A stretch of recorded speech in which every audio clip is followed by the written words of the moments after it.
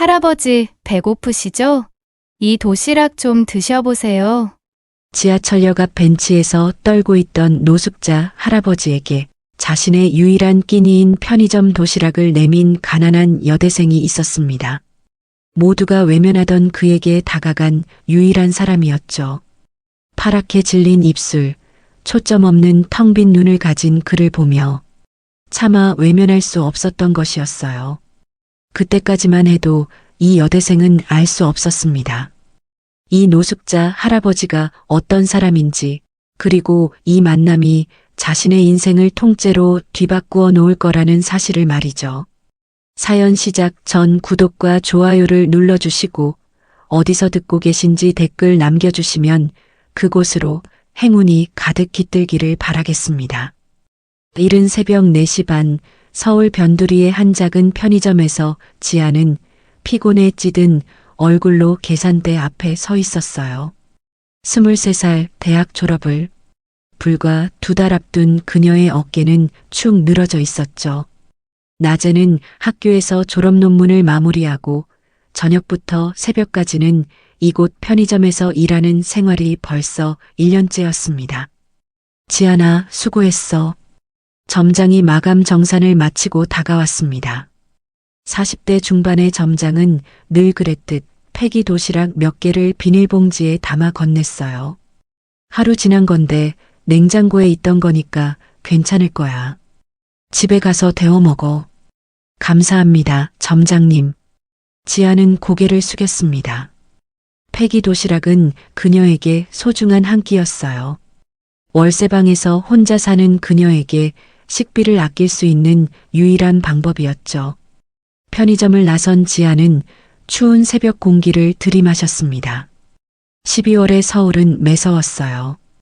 눈이 내리고 있었죠. 손에 든 비닐봉지가 차가운 바람에 바스락거렸어요. 그녀는 패딩 주머니에 손을 넣고 지하철역으로 발걸음을 옮겼습니다. 역까지는 걸어서 5분 거리였어요. 첫 차가 다니기엔 아직 이른 시간이었지만 지아는 늘 역에서 잠시 쉬었다가 첫 차를 타곤 했습니다. 집까지 걸어가기엔 너무 멀고 택시를 타기엔 돈이 아까웠으니까요. 지하철역 입구에 다다랐을 때 지안의 발걸음이 멈췄습니다. 역 앞 벤치에 누군가 웅크리고 앉아 있었어요. 새벽의 차가운 공기 속에서 몸을 떨고 있는 한 노인이었죠. 회색 코트는 어딘가에 쓰러졌었는지 흙과 먼지로 더러워져 있었고 한쪽 소매는 찢어져 있었습니다. 신고 있는 구두도 진흙투성이었어요. 노인의 얼굴은 추위에 새파랗게 질려 있었고 입술은 보랏빛을 띠고 있었어요. 지아는 망설였습니다. 그냥 지나쳐야 할까요? 아니면 도와드려야 할까요? 노인의 눈이 지안과 마주쳤습니다. 그 눈은 텅 비어 있었어요. 초점이 없는 마치 이 세상 사람이 아닌 것 같은 그런 눈빛이었죠. 어르신, 괜찮으세요? 지안이 조심스럽게 다가가 물었습니다. 노인은 입을 벙긋거렸지만 제대로 된 대답은 나오지 않았어요. 추워요. 겨우 내뱉은 말이었습니다. 목소리는 갈라져 있었고 몸은 심하게 떨고 있었죠. 지아는 주머니에서 핸드폰을 꺼내 시간을 확인했습니다. 새벽 5시, 아직 첫 차까지는 1시간이 남아 있었어요. 이 추운 날씨에 1시간을 더 밖에서 보내면 저 노인은 정말 위험할 것 같았습니다. 그녀는 손에 든 비닐봉지를 내려다봤어요. 따뜻하게 데워 먹으려고 했던 도시락들이 들어 있었죠. 잠시 망설이던 지아는 봉지를 열고 도시락 하나를 꺼냈습니다. 어르신, 이거 드세요. 노인은 멍한 눈으로 도시락을 바라봤습니다. 이거 조금 지난 거지만 냉장돼 있어서 괜찮아요. 저도 먹으려던 거예요. 지아는 최대한 부드럽게 말했어요. 도시락이 폐기된 것이라는 사실이 노인의 자존심을 상하게 할까봐 일부러 그렇게 말한 거였죠. 노인의 손이 떨렸습니다. 추위 때문인지 감동 때문인지 알 수 없었어요. 거칠고 주름진 손으로 도시락을 받아드는 모습이 지안의 마음을 아프게 했습니다. 고마워요. 노인이 겨우 말했습니다. 그 목소리에는 진심이 담겨 있었어요. 지안은 벤치 옆에 잠시 앉았습니다. 노인이 도시락을 제대로 들고 있는지 확인하고 싶었거든요. 떨리는 손으로 도시락 뚜껑을 여는 노인을 보며 지안은 문득 고향에 계신 아버지가 생각났습니다. 작년 겨울 농사일을 하다가 허리를 다치신 아버지는 지금도 시골에서 요양 중이었어요. 어머니가 곁에서 간호하고 계셨지만 딸로서 아무것도 해드릴 수 없다는 사실이 늘 마음에 걸렸죠. 어르신, 가족은 없으세요? 지안이 조심스럽게 물었습니다. 노인은 도시락을 먹다가 멈췄어요. 그리고는 고개를 갸우뚱거렸습니다. 가족이요? 마치 그 단어의 의미를 모르는 것처럼 어리둥절한 표정이었어요. 네, 가족이요. 아내분이나 자녀분들. 노인은 한참을 생각하더니 고개를 저었습니다. 잘 모르겠어요. 그 말에 지안의 가슴이 먹먹해졌습니다. 기억을 잃으신 걸까요? 아니면 정말 혼자이신 걸까요? 첫차 시간이 가까워지자 지안은 일어났습니다. 어르신, 저는 이만 가봐야 해요. 몸 조심하세요. 노인은 고개를 끄덕였습니다. 도시락을 꼭 껴안은 채로요. 지하철을 타고 집으로 돌아가는 내내 지안은 그 노인의 모습이 머릿속에서 떠나지 않았어요. 텅 빈 눈빛, 떨리는 손, 그리고 가족이 누군지도 모르겠다는 그 말이 계속 맴돌았죠. 원룸 현관문을 열고 들어간 지안은 신발도 벗지 않은 채 핸드폰을 꺼냈습니다. 화면에는 엄마라는 글자가 떴어요. 전화벨이 울리고 이내 반가운 목소리가 들렸습니다. 우리 딸, 일 끝났니? 피곤하지? 엄마, 나 방금 집에 왔어요. 지안은 패딩을 벗으며 말했어요. 그런데 엄마, 나 오늘 길에서 할아버지를 도와드렸어요. 추운 데서 떨고 계셔서 도시락 하나 드렸어요. 어머, 그랬구나. 우리 딸 참 착하네. 어머니의 목소리에 따뜻함이 묻어났습니다. 아빠 생각이 나서 그냥 못 지나쳤어요. 혹시 저 노인도 누군가의 아버지일 텐데. 그래, 잘했어.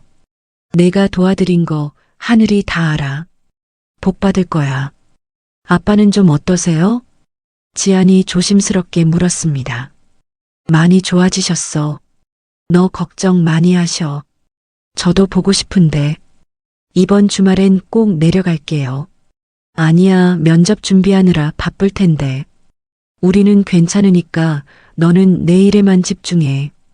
어머니는 늘 그렇게 말씀하셨어요. 딸에게 짐이 되고 싶지 않으셨던 거죠.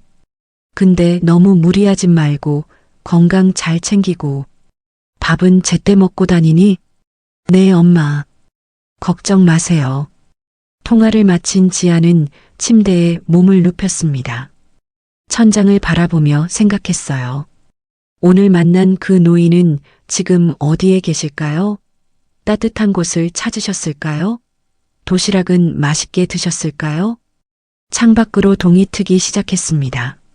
서울의 아침이 밝아오고 있었어요. 지안은 눈을 감았습니다. 오전 수업에 가려면 적어도 2시간은 자야 했으니까요. 하지만 잠은 쉽게 오지 않았습니다. 머릿속엔 계속 그 노인의 모습이 아른거렸어요. 그렇게 피곤한 하루가 끝나고 또 다른 하루가 시작되려 하고 있었습니다. 대학생 이지안의 팍팍하지만 따뜻한 마음을 품은 일상이 계속되고 있었어요. 아침 7시 알람 소리에 지안은 간신히 눈을 떴습니다. 어젯밤 새벽에 도시락을 건넨 노인의 모습이 아직도 머릿속에 맴돌았어요. 겨우 2시간을 잔 탓에 온몸이 천근만근이었지만 오늘도 멈출 수 없었죠. 대학교까지는 지하철로 1시간. 흔들리는 차 안에서 지안은 졸업 논문을 다시 읽었습니다. 교수님, 안녕하세요. 연구실 문을 두드리며 지안이 인사했습니다. 50대의 지도교수는 안경 너머로 그녀를 바라봤어요. 교수님은 천천히 논문을 넘기며 읽었어요. 지안은 조마조마한 마음으로 기다렸죠. 이 논문이 통과되어야 졸업이 가능했으니까요. 많이 좋아졌네. 그런데 지안아, 얼굴이 많이 안 좋아 보이는구나. 아, 요즘 면접 준비하느라 좀 바빴어요. 교수님은 안타까운 눈빛으로 고개를 끄덕였습니다. 요즘 취업이 정말 어렵지. 우리 제자들 보면 다들 고생이 많아. 힘내라. 연구실을 나온 지아는 곧바로 도서관으로 향했어요. 오후 2시에 있을 면접 스터디를 준비해야 했죠. 같은 과 친구들과 모여서 모의 면접을 하는 시간이었습니다. 스터디룸에 모인 5명의 친구들. 모두가 비슷한 처지였어요. 23의 나이에 미래를 향해 필사적으로 달려가고 있었죠. 자, 그럼 시작할게요. 본인을 간단히 소개해 주세요. 친구가 긴장한 표정으로 대답하기 시작했습니다. 서로가 서로에게 거울이 되어주는 시간이었죠. 4시가 되자 스터디가 끝났습니다. 지아는 서둘러 가방을 챙겼어요. 야, 우리 커피라도 한잔하고 가자. 미안, 나 알바 가야 돼. 친구들의 아쉬운 눈빛을 뒤로하고 지아는 편의점으로 향했습니다. 대학가에서 편의점까지는 버스로 30분. 창밖으로 스쳐가는 풍경을 보며 그녀는 핸드폰을 확인했어요. 메일함에 새로운 알림이 떴습니다. 떨리는 손으로 열어봤지만 또다시 불합격 통지였어요. 귀하의 역량은 충분하나 이번에는 더 읽을 필요도 없었죠. 이제는 실망도 하지 않았어요. 편의점에 도착한 지아는 유니폼으로 갈아입었습니다. 저녁 시간대가 시작되면서 손님들이 몰려들기 시작했어요. 밤 9시 잠깐의 휴식 시간에 지아는 의자에 앉아 한숨을 내쉬었습니다. 창밖을 보니 먹구름이 몰려오고 있었어요. 곧 비가 올 것 같았죠.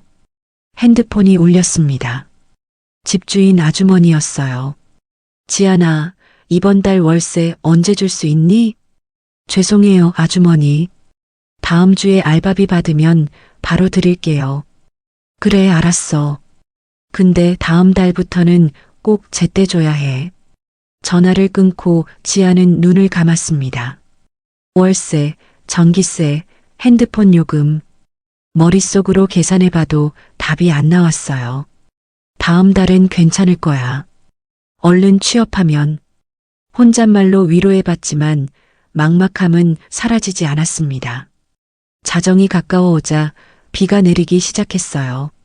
처음엔 보슬비였지만 점점 굵어졌죠. 빗소리가 편의점 유리창을 두드렸습니다. 편의점은 한산했습니다. 비 오는 밤엔 손님이 뜸했어요. 지아는 졸린 눈을 비비며 재고 정리를 했죠. 새벽 4시 지아는 편의점 문을 잠그고 밖으로 나왔습니다. 하루 종일 이어진 비는 이제 폭우가 되어 거리를 두드리고 있었어요. 우산을 펼쳤지만 옆으로 치는 빗줄기에 바지가 금세 젖어들었죠. 피곤해 절은 몸을 이끌고 걷던 지아는 문득 발걸음을 멈췄습니다. 맞은편 상가 건물 처마 밑에 누군가 웅크리고 서 있었어요. 가로등 불빛에 비친 그 실루엣은 낯이 익었습니다. 그 노인이었어요. 이틀 전 새벽에 도시락을 드렸던 바로 그분이었죠. 회색 코트는 빗물에 흠뻑 젖어 무겁게 축 늘어져 있었고 백발의 머리에서는 빗물이 뚝뚝 떨어지고 있었습니다. 노인은 처마 아래 좁은 공간에서 몸을 최대한 움츠린 채 떨고 있었어요. 마치 버려진 강아지처럼 초라해 보였죠. 지안의 가슴이 먹먹해졌습니다. 이 추운 날씨에 이 비를 맞으며 밤을 지새우다니 도대체 어떤 사연이 있기에 이렇게 거리를 헤매고 계신 걸까요? 그녀는 우산을 들고 천천히 다가갔습니다. 빗소리가 워낙 커서인지 노인은 지안이 다가오는 것도 눈치채지 못했어요. 어르신. 지안이 조심스럽게 불렀습니다. 노인이 고개를 들었어요. 빗물인지 눈물인지 모를 것들이 주름진 얼굴을 타고 흘러내리고 있었죠. 그 텅 빈 눈빛은 여전했지만 오늘은 더욱 공허해 보였습니다. 아, 아가씨. 노인의 목소리는 추위에 떨려 제대로 나오지 않았어요. 입술은 새파랗게 질려 있었고 온몸이 부들부들 떨고 있었죠. 지아는 우산을 노인 쪽으로 기울였습니다. 자신의 어깨가 비에 젖는 것은 신경 쓰지 않았어요. 어르신, 이러시면 안 돼요. 감기 걸리세요. 노인은 멍한 눈으로 지안을 바라봤습니다. 무언가 말하려 했지만 추위에 이가 딱딱 부딪혀 제대로 된 말이 나오지 않았어요. 지안은 주위를 둘러봤습니다. 이 시간에 갈 수 있는 곳이 어디 있을까요? 그때 골목 끝에 있는 무인 카페 간판이 눈에 들어왔어요. 24시간 운영하는 곳이었죠. 어르신, 저기 무인 카페가 있어요. 따뜻한 자리에서 좀 쉬세요. 지아는 노인의 팔을 부축했습니다. 젖은 코트에서 축축한 감촉이 전해졌어요. 노인은 처음엔 망설이는 듯 했지만 지안의 부축을 받으며 천천히 걸음을 옮겼습니다. 무인 카페는 따뜻했어요. 문을 열자 히터에서 나오는 온기가 얼굴을 감쌌죠. 지아는 노인을 창가 자리로 안내했습니다. 여기 앉으세요. 노인은 의자에 털썩 주저앉았어요. 젖은 코트를 벗으려 했지만 손이 제대로 움직이지 않았죠. 지안이 조심스럽게 도와드렸습니다. 잠깐만요. 제가 따뜻한 거 주문할게요. 키오스크 앞에 선 지안은 지갑을 열었습니다. 통장엔 돈이 없었지만 현금으로 15,000원이 있었어요. 내일 교통비와 점심값으로 아껴둔 돈이었죠. 잠시 망설였지만 지안은 따뜻한 아메리카노 2잔을 주문했습니다. 그리고 진열대에 있던 샌드위치도 하나 골랐어요. 결제를 하는 손이 떨렸습니다. 이제 남은 돈은 5,000원 뿐이었죠. 커피를 들고 테이블로 돌아온 지아는 노인 앞에 컵을 놓았어요. 드세요. 따뜻해지실 거예요. 노인의 손은 여전히 떨리고 있었습니다. 컵을 잡는 것조차 힘들어 보였어요.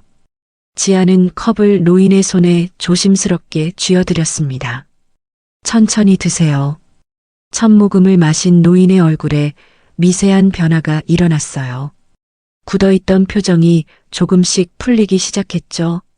따뜻한 커피가 얼어붙은 몸을 녹여주고 있었습니다. 고마워요. 노인이 힘겹게 말했습니다. 그 목소리엔 진심이 담겨 있었어요. 지아는 샌드위치를 노인 앞으로 밀었습니다. 이것도 드세요. 배고프실 텐데. 노인은 떨리는 손으로 샌드위치를 들었어요. 한 입 베어 물자 눈물이 주르륵 흘러내렸습니다. 왜 우는지 본인도 모르는 것 같았어요. 지안의 마음이 아팠습니다. 저 노인도 한때는 누군가의 아들이었고 아버지였고 남편이었을 텐데 지금은 왜 이렇게 혼자 거리를 헤매고 계신 걸까요? 어르신, 집이 어디세요? 가족분들이 걱정하실 텐데. 노인은 고개를 갸웃거렸습니다. 마치 가족이라는 단어가 낯선 것처럼요. 집이요? 잘 모르겠어요. 지아는 한숨을 삼켰습니다. 기억을 잃으신 건 확실해 보였어요. 치매이신 걸까요? 아니면 충격적인 일을 겪으신 걸까요? 창밖으론 여전히 비가 쏟아지고 있었습니다. 무인 카페 안은 고요했어요. 커피 머신 소리와 빗소리만이 공간을 채우고 있었죠. 지아는 시계를 봤습니다. 새벽 4시 반이 넘었어요. 몇 시간 뒤면 학교에 가야 했지만 노인을 이렇게 두고 갈 수는 없었습니다. 어르신, 비가 그칠 때까지 여기 계세요. 제가 우산 하나 더 사다 드릴게요. 지안이 일어서려 하자 노인이 떨리는 손으로 그녀의 소매를 잡았어요. 고마워요. 정말 고마워요. 노인은 힘겹게 고개를 숙였습니다. 그 모습에 지안의 눈시울이 뜨거워졌어요. 아니에요, 어르신. 별거 아니에요. 지안은 다시 자리에 앉았습니다. 그리고는 따뜻한 커피를 한 모금 마셨어요. 피곤함이 밀려왔지만 이상하게도 마음은 따뜻했습니다. 카페 유리창엔 빗방울이 흘러내리고 있었어요. 그 너머로 보이는 거리는 텅 비어 있었죠. 이 도시에서 새벽을 함께 보내는 두 사람. 한 명은 가난한 청춘이고 한 명은 기억을 잃은 노인이었습니다. 지아는 노인을 바라봤어요. 따뜻한 커피를 마시며 조금씩 안정을 찾아가는 모습이 안심이 되었죠. 이것이 일시적인 선의일까요? 아니면 무언가 더 깊은 인연의 시작일까요?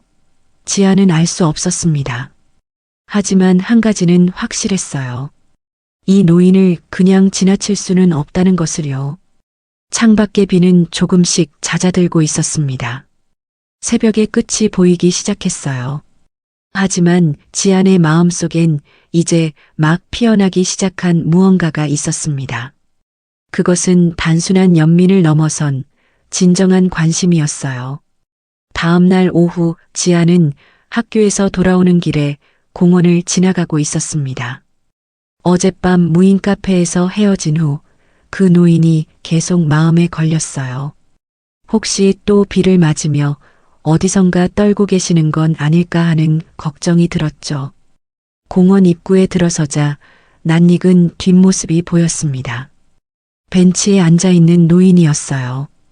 다행히 비는 그쳤지만 노인의 코트는 여전히 축축해 보였습니다.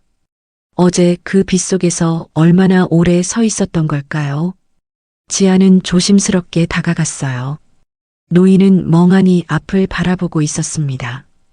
공원을 지나가는 사람들, 뛰어노는 아이들, 산책하는 강아지들. 그 모든 것들이 노인의 눈에는 들어오지 않는 것 같았어요.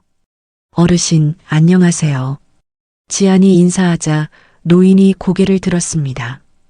잠시 누군지 알아보지 못하는 듯 했지만 이내 희미한 미소를 지었어요. 아, 아가씨. 네, 어제 커피 드렸던 사람이에요. 괜찮으세요? 노인은 고개를 끄덕였지만 지안의 눈엔 전혀 괜찮아 보이지 않았습니다. 얼굴은 창백했고 입술은 아직도 파랗게 질려 있었어요. 무엇보다 그 축축한 코트가 문제였습니다.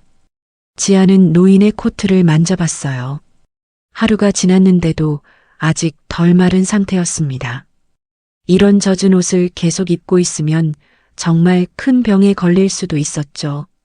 어르신, 이러다 병 나세요. 잠시만 제가 집에 좀 다녀올게요. 괜찮아요. 나는. 노인이 손을 저었지만 지아는 이미 결심했습니다. 여기서 기다리고 계세요. 금방 올게요. 자신의 원룸까지는 지하철로 15분 거리. 집 근처 지하철역에 내리자 마자 지아는 뛰기 시작했어요. 숨이 차올랐지만 멈추지 않았습니다. 계단을 두 칸씩 뛰어올라 현관문을 열었어요. 옷장을 열고 한참을 뒤졌습니다. 작년 겨울 부모님이 서울에 오셨을 때 두고 가신 아버지의 옷이 어딘가 있었거든요. 아버지가 병원 검사를 받으러 오셨다가 하룻밤 묵고 가시면서 깜빡 잊고 두고 가신 겨울 점퍼와 스웨터였어요. 그리고 통이 넓은 바지도 하나 있었죠. 있다. 옷장 깊숙한 곳에서 검은색 점퍼와 회색 스웨터 그리고 바지를 찾아냈어요. 다행히 깨끗하게 보관되어 있었습니다. 지아는 옷을 품에 안고 다시 공원으로 돌아갔어요. 노인은 여전히 벤치에 앉아 있었습니다. 지안이 오는 것을 보고 놀란 표정을 지었어요. 정말 다시 왔구나. 그럼요. 제가 올게요 했잖아요. 지안은 가져온 옷을 노인에게 내밀었습니다. 아버지가 오셨을 때 두고 가신 옷이 있어서요. 입어보세요. 세탁은 제가 해드릴게요. 노인은 떨리는 손으로 옷을 받아들었어요. 그 순간 눈시울이 붉어졌습니다. 누군가 이렇게 자신을 돌봐준 게 얼마만인지 기억도 나지 않았거든요. 이런 걸 어떻게 일단 갈아입으세요. 화장실은 저쪽에 있어요. 노인이 화장실로 들어간 사이 지아는 벤치에 앉아 기다렸습니다. 이상하게도 마음이 뿌듯했어요. 누군가를 돕는다는 건 이런 기분이었나 싶었죠. 잠시 후 노인이 나왔습니다. 아버지의 옷이 조금 크긴 했지만 젖은 코트보다는 훨씬 나아 보였어요. 무엇보다 따뜻해 보여서 다행이었죠. 딱 맞네요. 따뜻하죠?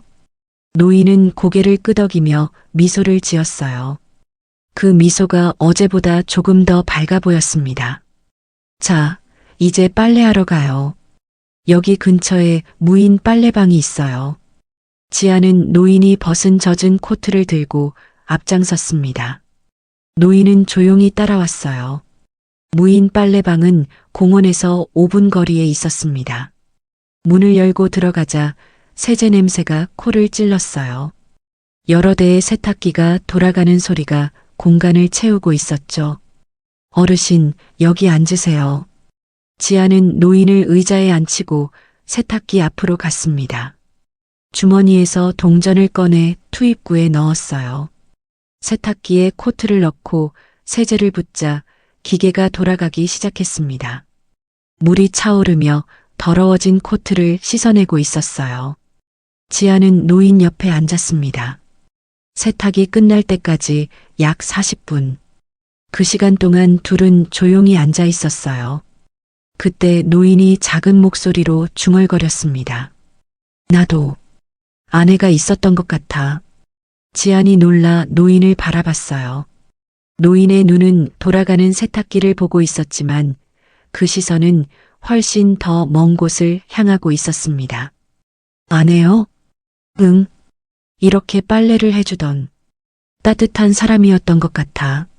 노인의 목소리에는 그리움이 묻어 있었어요. 하지만 그것은 선명한 기억이라기보다는 흐릿한 잔상 같았죠. 이름은 기억이 안 나는데 웃는 얼굴이 참 예뻤어. 지안의 마음이 먹먹해졌습니다. 사랑했던 사람의 이름조차 기억하지 못한다니 그 상실감이 얼마나 클까요? 분명 어디선가 기다리고 계실 거예요. 지안이 위로하듯 말했지만 노인은 고개를 저었어요. 아니야. 떠났어. 먼저 떠났어. 그 말에 지아는 더 이상 아무 말도 할 수 없었습니다. 아내를 잃은 슬픔, 그리고 그 기억마저 잃어가는 고통. 노인이 짊어진 무게가 너무나 무거워 보였어요. 세탁기가 멈췄습니다. 지아는 젖은 코트를 꺼내 건조기로 옮겼어요. 다시 동전을 넣고 기계를 돌렸죠. 건조기가 돌아가는 동안 노인은 계속 과거를 더듬고 있었습니다. 가끔 무언가 떠오르는 듯 했다가도 이내 안개 속으로 사라지곤 했어요. 집이 큰 집이었던 것 같은데 정원이 있었나? 꽃이 많았던 것 같아. 단편적인 기억들이 조각조각 흘러나왔습니다. 하지만 그것들을 하나로 이어줄 실마리는 없었어요. 건조가 끝나자 지아는 따뜻해진 코트를 꺼냈습니다. 폭신하고 보송보송해진 코트를 노인에게 건네며 말했어요. 자, 이제 깨끗해졌어요. 따뜻할 거예요. 노인은 코트를 받아들고 한참을 바라봤습니다. 그리고는 천천히 입었어요. 따뜻한 코트가 몸을 감싸자 노인의 얼굴에 안도감이 번졌죠. 고마워. 정말 고마워. 빨래방을 나온 두 사람은 다시 공원으로 향했습니다. 해가 기울기 시작했고 공원엔 저녁 산책을 나온 사람들이 하나둘 늘어나고 있었어요. 어르신, 오늘은 어디서 주무실 거예요? 지안이 조심스럽게 물었습니다. 노인은 잠시 생각하다가 고개를 저었어요. 몰라. 그냥 어디든. 그 대답에 지아는 가슴이 아팠습니다. 하지만 자신이 할 수 있는 일에는 한계가 있었어요. 당장 자신도 월세를 내기 힘든 처지였으니까요. 그럼 조심하세요. 추우면 따뜻한 곳으로 가세요. 지안이 돌아서려 하자 노인이 다시 말했습니다. 아가씨, 정말 고마워. 이런 친절을 받은 게 얼마만인지. 지안은 미소를 지으며 손을 흔들었어요. 그리고 집으로 향했습니다. 원룸에 돌아온 지안은 침대에 털썩 주저앉았어요. 오늘 하루도 정신없이 바빴습니다. 학교, 도서관, 그리고 노인을 돌보는 일까지. 피곤했지만 이상하게도 마음은 따뜻했어요. 핸드폰을 꺼내 어머니에게 전화를 걸었습니다. 신호음이 울리다가 반가운 목소리가 들렸어요. 우리 딸, 오늘도 수고했지? 엄마, 나 오늘 그 노인분께 아빠 옷을 드렸어. 지안이 오늘 있었던 일을 이야기하자 어머니는 잠시 말이 없었어요. 예전에 엄마 아빠 오셨을 때 두고 가셨더라고. 가족이 있으신 것 같은데 못 찾고 계신 건 아닐까? 그랬구나. 그런데 너는 괜찮아? 엄마가 못 도와줘서 미안해. 어머니의 목소리에 걱정이 묻어났습니다. 딸이 혼자서 고생하는 게 늘 마음에 걸렸거든요. 응, 난 괜찮으니까 걱정하지 말아요. 나 꼭 취직해서 엄마랑 아빠 편하게 해줄게. 계속 면접 보고 있으니까 걱정 마요. 그래, 우리 딸. 너무 무리하지 말고. 아빠는 어때요?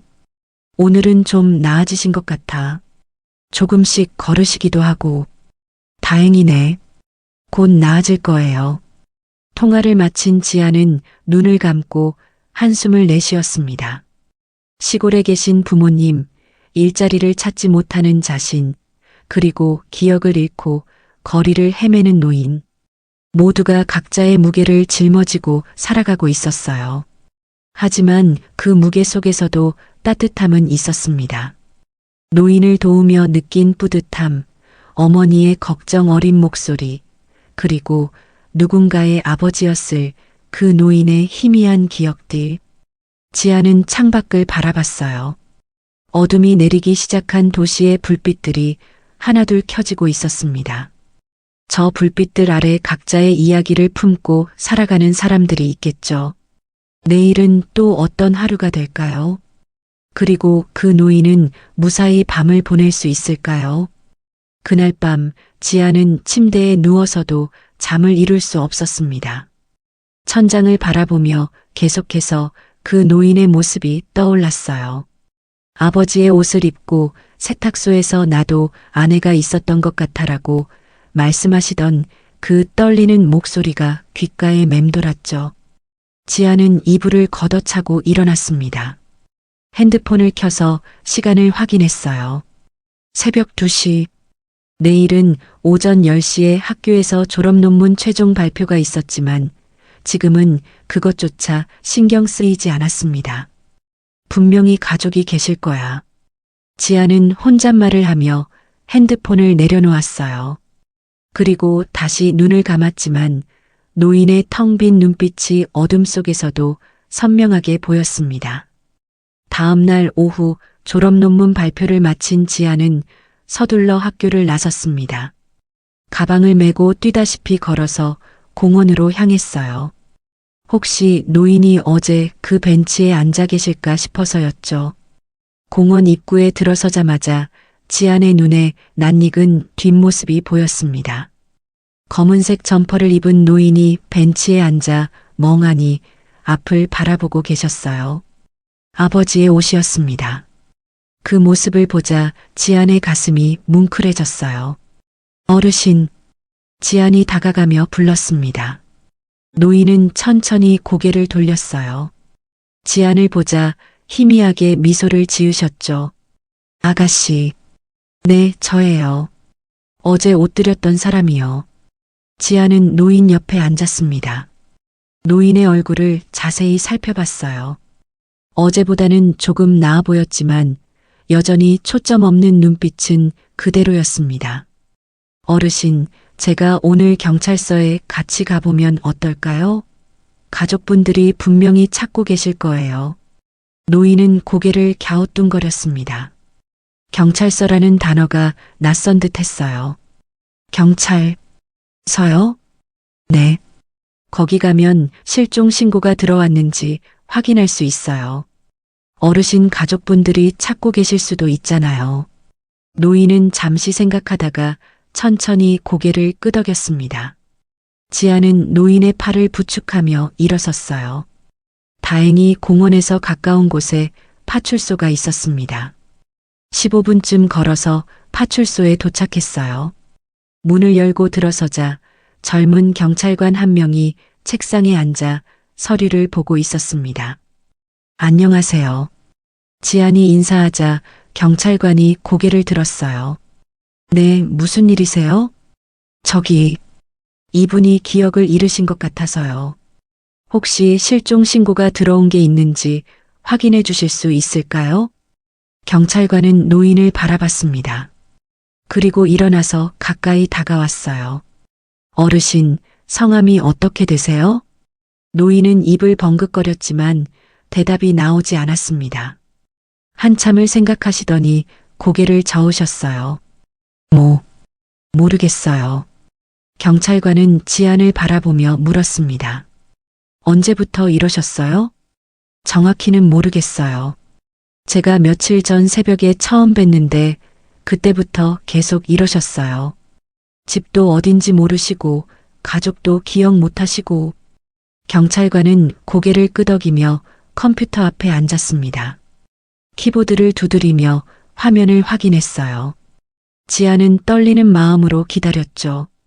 제발 실종 신고가 들어와 있기를 바랐습니다. 몇 분이 지났을까요?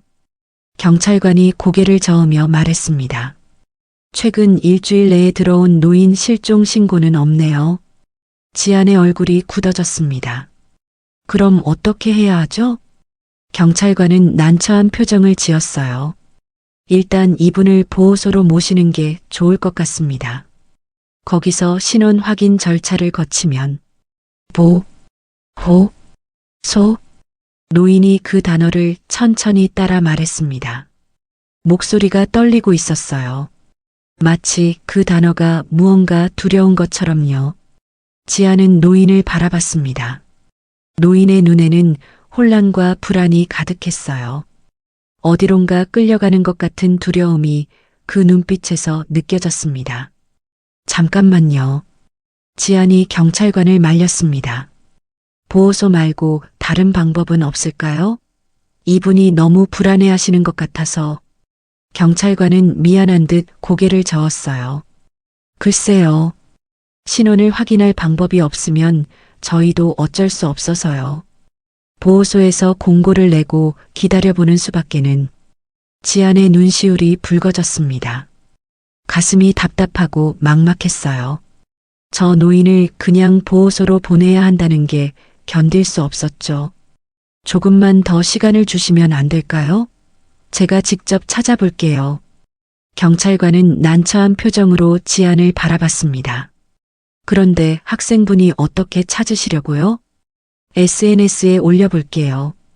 요즘은 그렇게 해서 가족 찾는 경우도 많잖아요. 제발 일주일만 시간을 주세요. 경찰관은 잠시 고민하다가 한숨을 쉬었어요. 알겠습니다. 일주일 드릴게요. 그때까지 연락이 없으면 저희가 조치를 취하겠습니다. 감사합니다. 지아는 고개를 숙여 인사했습니다. 그리고 노인의 손을 잡았어요. 어르신, 걱정하지 마세요. 제가 꼭 가족분들 찾아드릴게요. 파출소를 나온 두 사람은 다시 공원으로 향했습니다. 해가 기울기 시작했고 공원엔 저녁 산책을 나온 사람들이 하나둘 보이기 시작했어요. 어르신, 오늘은 무인 카페에서 주무실 수 있을까요? 제가 자리 잡아드릴게요. 노인은 고개를 끄덕였습니다. 지아는 노인을 무인 카페로 데려갔어요. 구석 자리에 앉히고 따뜻한 아메리카노 한 잔을 주문했죠. 지갑에 남은 돈이 별로 없었지만 지금은 그런 게 중요하지 않았습니다. 여기서 편하게 계세요. 제가 내일 다시 올게요. 고마워요. 노인의 목소리에는 진심이 담겨 있었어요. 지아는 미소를 지으며 카페를 나섰습니다. 집으로 돌아가는 지하철 안에서 지아는 핸드폰을 꺼냈습니다. SNS 앱을 열고 카메라 앨범을 확인했어요. 오늘 찍어둔 노인의 사진이 있었죠. 공원 벤치에 앉아 계신 모습이었습니다. 지아는 긴 숨을 들이마셨어요. 그리고 게시글 작성 화면을 열었습니다. 손가락이 떨렸지만 천천히 글을 쓰기 시작했죠. 며칠째 같은 분을 봅니다. 기억을 잃으신 것 같아요. 글을 쓰는 동안 지안의 눈에서 눈물이 흘러내렸습니다. 노인의 텅 빈 눈빛이 떠올랐어요. 가족의 이름도 집이 어딘지도 자신이 누구인지도 기억하지 못하는 그분의 모습이요. 혹시 이분을 아시는 분이 계시면 꼭 연락 주세요. 지아는 계속해서 글을 이어갔습니다. 마지막 문장을 쓸 때쯤엔 눈물로 화면이 흐려졌어요. 추운 겨울, 누군가의 가족이 이곳에서 기다리고 있을지도 몰라요. 손가락이 떨렸습니다. 업로드 버튼을 누르려다가 잠시 멈췄어요. 이게 정말 효과가 있을까요? 이렇게 막연한 방법으로 가족을 찾을 수 있을까요? 하지만 지금으로선 이 방법밖에 없었습니다. 지아는 눈을 감고 작은 소리로 중얼거렸어요. 제발, 제발 이 글을 보시는 분 중에 아시는 분이 계시길. 그리고 업로드 버튼을 눌렀습니다. 화면에 게시글이 올라갔어요. 지아는 한동안 그 화면을 바라봤습니다. 지하철에서 내려 집까지 걸어가는 동안에도 계속 핸드폰을 확인했어요. 아직 댓글이나 연락은 없었죠. 당연했습니다. 올린 지 겨우 10분밖에 안 됐으니까요. 원룸 현관문을 열고 들어간 지아는 신발도 제대로 벗지 않은 채 침대에 털썩 주저앉았습니다. 온몸에 피로가 밀려왔어요. 오늘 하루가 너무나 길게 느껴졌죠. 핸드폰이 울렸습니다. 엄마였어요. 지아는 전화를 받았습니다. 엄마, 우리 딸 오늘 발표 잘했니? 어머니의 다정한 목소리가 들렸어요. 지아는 그제야 오늘이 졸업 논문 발표 날이었다는 걸 떠올렸습니다. 응, 잘했어. 목소리가 왜 그러니? 무슨 일 있어? 아니야, 괜찮아. 그냥 좀 피곤해서. 지아는 오늘 있었던 일을 이야기했어요. 노인과 경찰서에 갔던 것, 실종 신고가 없었던 것, 그리고 SNS에 글을 올렸다는 것까지요. 너 정말 착하다, 우리 딸. 그런데 너무 무리하지는 마. 내 건강도 챙겨야지. 알아, 엄마. 근데 그냥 못 지나치겠더라. 계속 아빠 생각이 나서. 어머니는 한숨을 쉬었습니다. 그래, 알아. 엄마도 내 마음 이해해. 근데 지아나, 세상엔 내가 다 도울 수 없는 일들도 많단다. 알아, 엄마. 근데 이분만큼은 꼭 도와드리고 싶어. 통화를 마친 지아는 다시 핸드폰을 확인했습니다. 게시글에 댓글이 몇 개 달려 있었어요. 대부분 응원의 댓글이었죠. 좋은 일 하시네요. 공유할게요. 저도 퍼갈게요. 꼭 가족 찾으셨으면 좋겠어요. 지아는 작은 희망을 느꼈습니다. 사람들이 공유해주고 있었어요. 이 글이 퍼져나가면 혹시 노인의 가족이 볼 수도 있지 않을까요? 침대에 누운 지아는 핸드폰을 가슴에 올려놓고 천장을 바라봤습니다. 피곤했지만 잠은 오지 않았어요. 계속해서 노인의 모습이 떠올랐죠. 제발 가족분들이 이 글을 보셨으면. 지아는 눈을 감았습니다. 어둠 속에서 작은 기도를 올렸어요. 누군가에게 닿기를 바라는 간절한 마음이었죠. 핸드폰 화면이 어둠 속에서 희미하게 빛나고 있었습니다. 그 빛은 작았지만 절망 속에서 피어나는 희망의 불빛 같았어요. 지아는 그 빛을 바라보며 천천히 잠에 빠져들었습니다. 내일은 어떤 소식이 올까요? 누군가 이 글을 보고 연락을 해올까요? 알 수 없는 미래였지만 지안의 마음속엔 작은 희망이 타오르고 있었습니다. 같은 시각 서울 강남의 고급 주택가에 자리한 하성그룹 본가.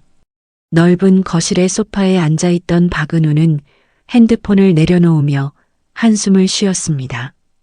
할아버지께 전화를 걸었지만 여전히 전원이 꺼져 있다는 안내 멘트만 들렸어요. 또 안 받으시네. 은우는 시계를 확인했습니다. 저녁 8시. 할아버지가 집을 나선 지 벌써 나흘째였어요. 바로 그때 계단에서 발소리가 들렸습니다.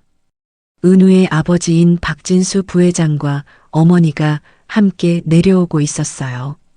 두 분의 얼굴에는 걱정이 가득했죠. 은우야, 할아버지한테 연락됐니? 아버지가 다급하게 물었습니다. 은우는 고개를 저었어요. 아니요, 아버지.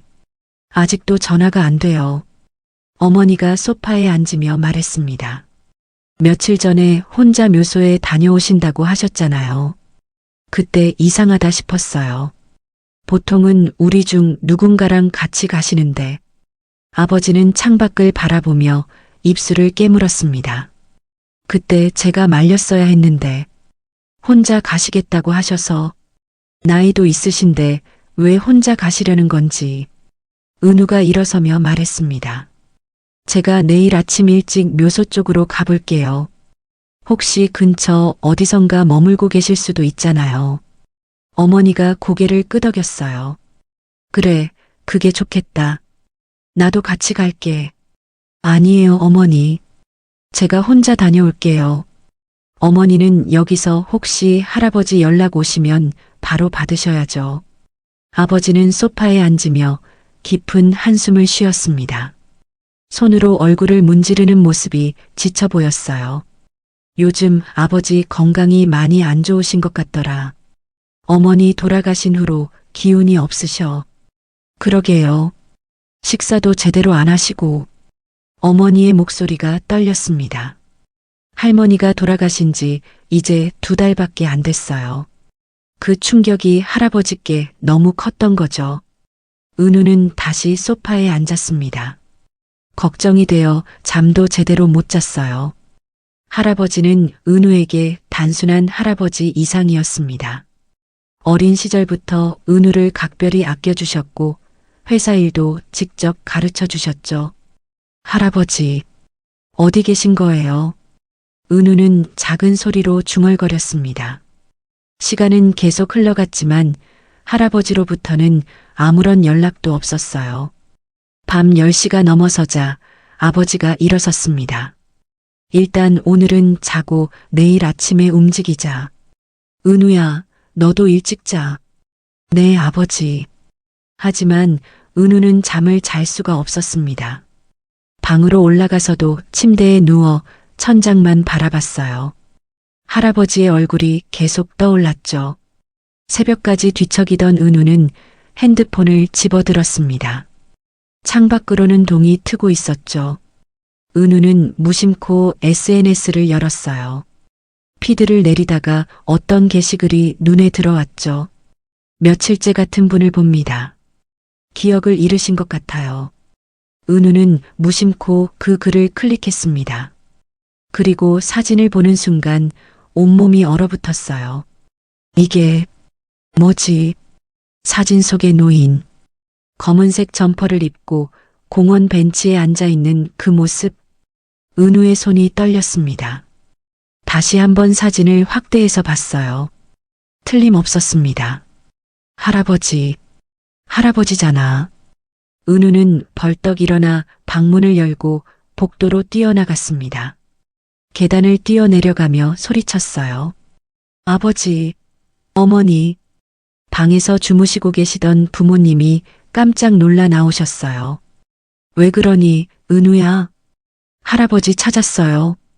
은우는 숨을 헐떡이며 핸드폰을 내밀었습니다. 화면에는 지안이 올린 게시글이 떠 있었어요.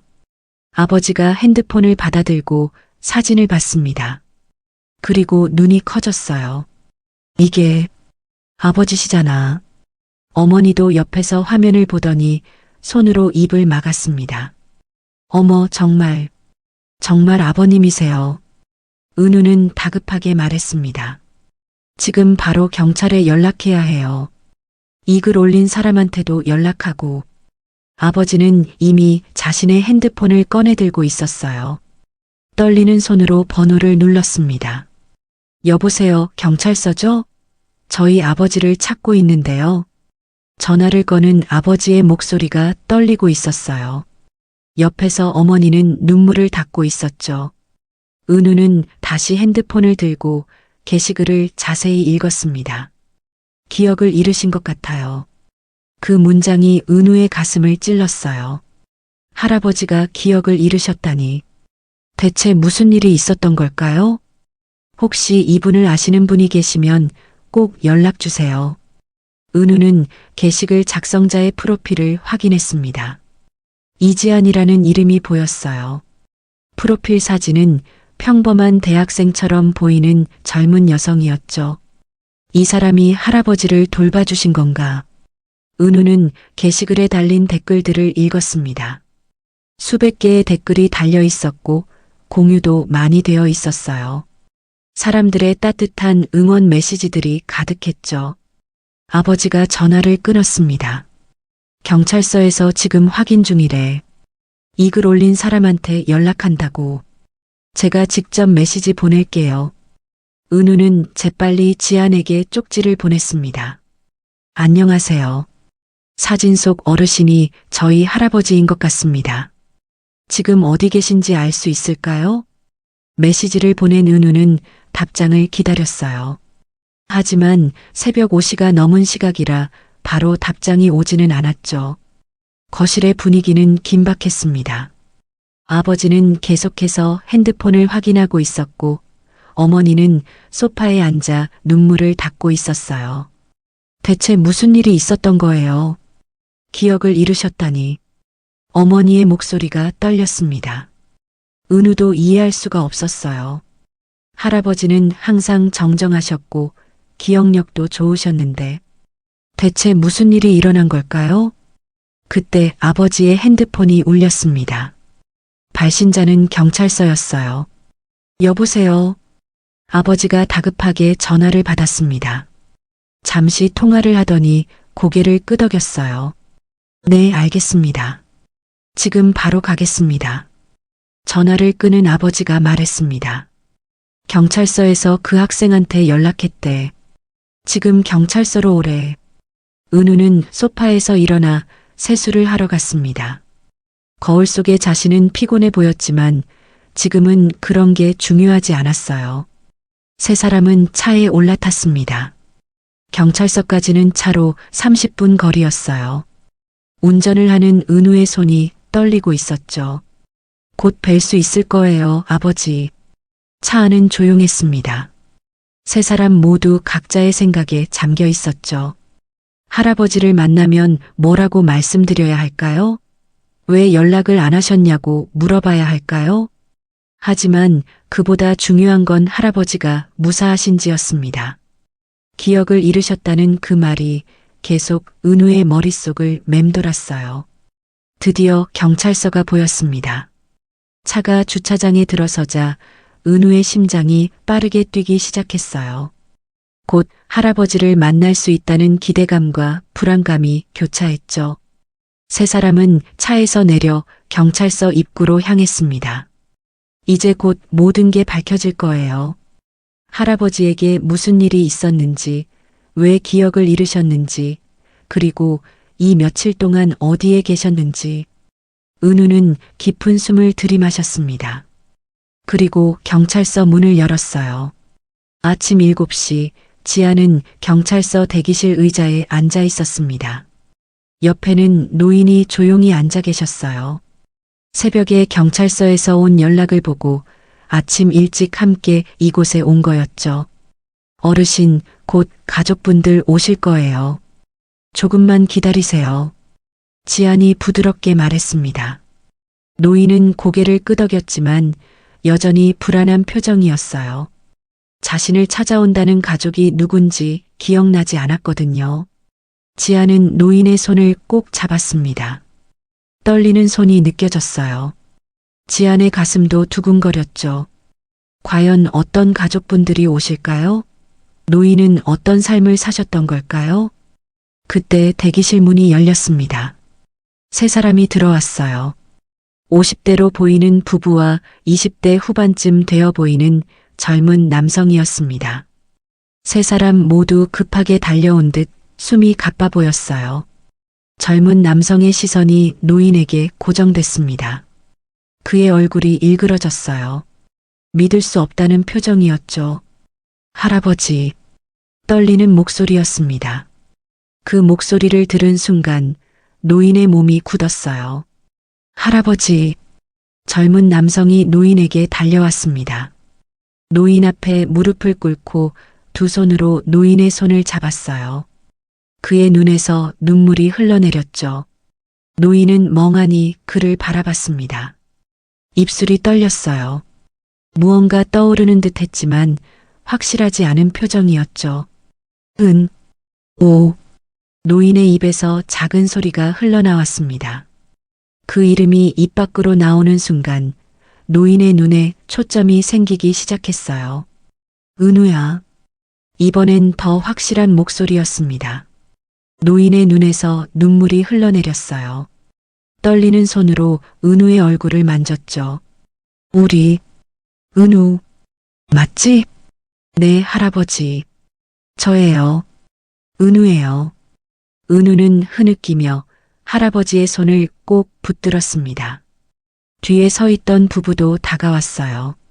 50대 남성이 떨리는 목소리로 말했습니다. 아버지. 서서히 기억이 돌아온 하성그룹 회장 박정호는 천천히 고개를 돌렸습니다. 그리고 그들을 보자 눈이 커졌어요. 진수야. 너. 네, 아버지. 저예요. 아들이라 불린 남성이 무릎을 꿇으며 아버지의 다른 손을 잡았습니다. 옆에 있던 여성도 눈물을 흘리며 다가왔어요. 정호의 눈에서 계속해서 눈물이 흘러내렸습니다. 손자 은우, 아들 진수, 그리고 며느리. 하나씩 얼굴이 선명해졌죠. 지아는 조용히 자리에서 일어났어요. 이 순간은 가족끼리만 있어야 할 것 같았거든요. 경찰관이 다가와 작은 목소리로 말했습니다. 저쪽 상담실로 가시죠. 거기가 더 편하실 겁니다.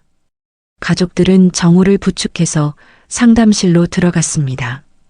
지안도 경찰관의 안내를 받아 함께 들어갔어요. 증인으로서 경위를 설명해야 했거든요. 상담실 소파에 앉은 정호는 두 손으로 얼굴을 감쌌습니다. 기억이 조각조각 돌아오고 있었어요. 은우가 조심스럽게 물었어요. 할아버지, 무슨 일이 있었던 거예요? 왜 연락이 안 됐어요? 정호는 천천히 고개를 들었습니다. 눈빛이 흔들렸어요. 묘소에. 당신 묘소에 가려고 했어. 그 말에 가족들의 표정이 어두워졌습니다. 당신은 2달 전에 돌아가신 할머니를 뜻하는 거였죠. 정호의 머릿속에 그날의 기억이 떠올랐습니다. 1달 전 병원 진료실. 의사는 차분하지만 무거운 목소리로 말했었죠. 치매 초기 증상입니다. 지금부터 관리를 잘하셔야 합니다. 정호는 그 말을 듣고 한동안 말이 없었습니다. 아내가 떠난 지 1달. 이제 자신의 기억마저 떠나가고 있었어요. 병원을 나와 집으로 돌아오는 길, 정호는 창밖만 바라봤습니다. 평생 일궈온 하성그룹, 사랑하는 가족들, 그 모든 것들이 서서히 희미해질 거라는 생각에 가슴이 무너져 내렸죠. 며칠 후, 집 거실에서 아들 부부가 조심스럽게 말을 꺼냈습니다. 아버님, 요즘 건강이 많이 안 좋으신 것 같아요. 이제 회사 경영에서 물러나시는 게 어떨까요? 아들의 목소리는 걱정으로 가득했어요. 하지만 정호에게는 그 말이 칼처럼 가슴에 꽂혔습니다. 정호는 대답하지 않았어요. 다만 고개만 끄덕였죠. 아들 부부는 정호의 건강을 걱정해서 한 말이었지만 정호는 그날 밤 잠을 이루지 못했습니다. 아내도 떠나고 평생 이룬 회사도 이제 놓아야 하는 걸까요? 자신의 인생이 막을 내리는 것 같았어요. 며칠 동안 깊은 고민에 빠져 있던 정호는 결심했습니다. 마지막으로 아내에게 가서 마음을 정리하고 오기로요. 며칠간 마음을 정리하고 오겠네. 아무도 따라오지 마라. 나 혼자 다녀오마. 가족들은 걱정스러운 표정이었지만 정호의 단호한 말에 더 이상 말리지 못했습니다. 그날 새벽 정호는 조용히 집을 나섰습니다. 아내의 묘소가 있는 시골로 가기 위해 기차역으로 향했어요. 시골은 그룹이 소유한 땅이 있는 곳이었고 그곳에 아내를 모셨었죠. 새벽 공기는 매서웠습니다. 영하의 날씨에 바람까지 차가웠어요. 정호는 코트깃을 세우며 기차역으로 걸어갔죠. 기차역에 거의 다 왔을 때였습니다. 갑자기 머리가 어지러웠어요. 추운 실외에서 따뜻한 역사 안으로 들어가는 순간 급격한 온도 변화가 몸을 덮쳤죠. 정호는 비틀거렸습니다. 시야가 흐려졌어요. 심장이 빠르게 뛰었고 숨이 가빠졌습니다. 누가 말이 제대로 나오지 않았습니다. 정호는 역사 입구 근처 벤치에 겨우 몸을 기댔어요. 그리고 정신을 잃었죠. 얼마나 지났을까요? 희미하게 의식이 돌아왔을 때 정호는 누군가 자신의 주머니를 뒤지는 걸 느꼈습니다. 하지만 몸을 움직일 수가 없었어요. 핸드폰이 빠져나갔습니다. 지갑도 빠져나갔어요. 정호는 손을 뻗으려 했지만 힘이 하나도 없었죠. 소매치기는 재빨리 사라졌습니다. 정호가 완전히 정신을 차린 건 그로부터 한참 후였어요. 역사밖이었습니다. 누군가 쓰러진 정호를 밖으로 옮긴 모양이었죠. 정호는 몸을 일으켰습니다. 주머니를 더듬었어요. 아무것도 없었습니다. 더 충격적인 건 그 다음이었습니다. 정호는 주위를 둘러봤어요. 여기가 어딘지 전혀 기억나지 않았습니다. 나는 어디로 가려고 했지? 기억이 사라졌습니다. 이름도, 집도, 가족도, 방금 전까지의 모든 기억이 하얗게 지워진 것처럼 아무것도 떠오르지 않았어요. 정호는 공포에 휩싸였습니다. 떨리는 다리로 일어나 거리를 헤맸죠. 추운 겨울바람이 얼굴을 때렸습니다. 그날 밤 정호는 지하철역 벤치에서 떨고 있었습니다. 어디로 가야 할지 몰랐거든요. 그때 한 젊은 여성이 다가왔어요. 어르신, 괜찮으세요? 따뜻한 목소리였습니다. 정호는 그 여성을 올려다봤어요. 이거 드세요. 여성이 도시락을 건넸습니다. 이거 조금 지난 거지만 냉장돼 있어서 괜찮아요. 저도 먹으려던 거예요. 그 순간 정호는 느꼈습니다. 이 차가운 세상에도 아직 따뜻한 사람이 있다는 걸요. 그 다음 날 다시 그 여성을 만났습니다. 비 오는 밤이었어요. 여성은 정호를 무인 카페로 데려가 주었죠. 또 그 다음 날 여성은 따뜻한 옷을 가져다 주었습니다. 그리고 빨래까지 해주었어요. 상담실에서 정호는 그 모든 기억을 떠올렸습니다. 그리고 지안을 바라봤어요. 이 아가씨가 나를 살려줬어. 정호의 목소리가 떨렸습니다.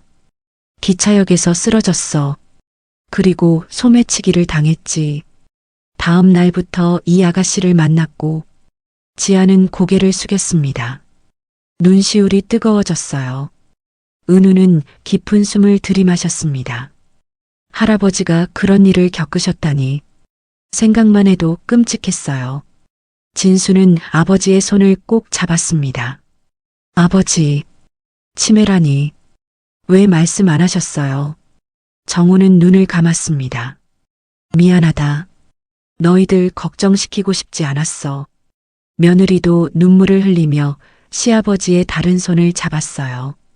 이제는 저희가 더 잘 모실게요.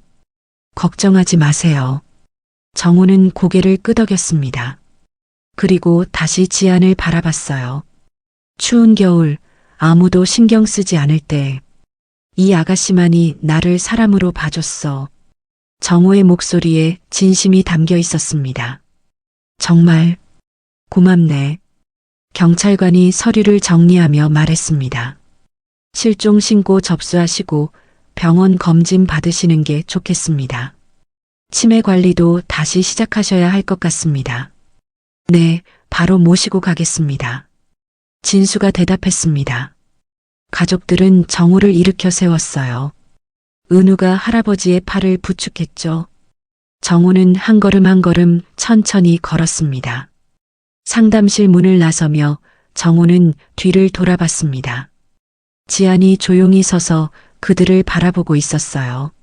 아가씨, 정말 고맙네. 지안은 미소를 지으며 고개를 끄덕였습니다. 할아버지, 이제 가족분들이랑 행복하세요. 정우의 눈에서 눈물이 흘러내렸습니다. 하지만 이번엔 슬픔의 눈물이 아니었어요. 기쁨과 감사의 눈물이었죠. 가족들은 정우를 모시고 상담실을 나갔습니다. 지아는 그 뒷모습을 바라보며 가슴이 뭉클해졌어요. 잘됐다. 정말 잘됐어. 지아는 창밖을 바라봤습니다. 맑은 겨울 하늘이 펼쳐져 있었어요. 구름 한 점 없는 파란 하늘이었죠. 할아버지를 차에 태운 후 은우가 지안에게 달려왔습니다. 지안은 놀라서 멈춰 섰어요. 저기, 은우는 숨을 고르며 말했습니다. 꼭 살해하겠습니다. 정말 감사합니다. 은우의 목소리는 진심으로 가득했어요. 지아는 고개를 저으며 미소를 지었습니다. 아니에요. 저는 해야 할 일을 했을 뿐이에요. 아니에요. 요즘 같은 세상에서 이렇게 남을 돌봐주시는 분이. 은우의 말이 끊어졌습니다. 지안의 맑은 눈빛을 보자 할 말을 잃었어요. 지안은 여전히 미소를 띤 채 말했습니다. 할아버지가 가족분들 만나신 것만으로도 충분해요. 그게 제가 바랐던 거예요. 그 말을 남기고 지안은 돌아섰습니다. 경찰서 입구를 지나 거리로 걸어갔어요. 뒷모습이 점점 멀어졌죠. 은우는 그 자리에 서서 지안의 뒷모습을 바라봤습니다. 묘한 감정이 가슴속에 일었어요. 저 사람, 대체 뭐지? 요즘 세상에 저렇게 순수하게 남을 도울 수 있는 사람이 있다니. 대가도 바라지 않고 감사 인사도 사양하고. 은우는 지금껏 그런 사람을 본 적이 없었습니다. 은우야, 빨리 와. 차 안에서 아버지가 불렀습니다. 은우는 고개를 돌려 차로 향했어요. 하지만 한 번 더 뒤를 돌아봤죠.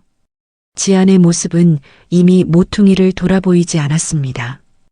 은우는 차에 올라타며 생각했어요. 다시 만날 수 있을까? 하지만 연락처도 모르고 이름도 제대로 물어보지 못했습니다. 그저 SNS에서 본 이지안이라는 이름만 기억날 뿐이었어요. 차가 출발했습니다. 은우는 창밖을 바라보며 계속 지안을 생각했어요. 한편 경찰서를 벗어난 지안은 천천히 거리를 걸었습니다. 오전 10시가 조금 넘은 시각이었어요. 햇살이 따스하게 내리쬐고 있었죠. 지안은 가방에서 핸드폰을 꺼냈습니다. 엄마에게 전화를 걸었어요. 신호음이 몇 번 울리더니 어머니의 목소리가 들렸습니다. 지안아? 엄마 나야.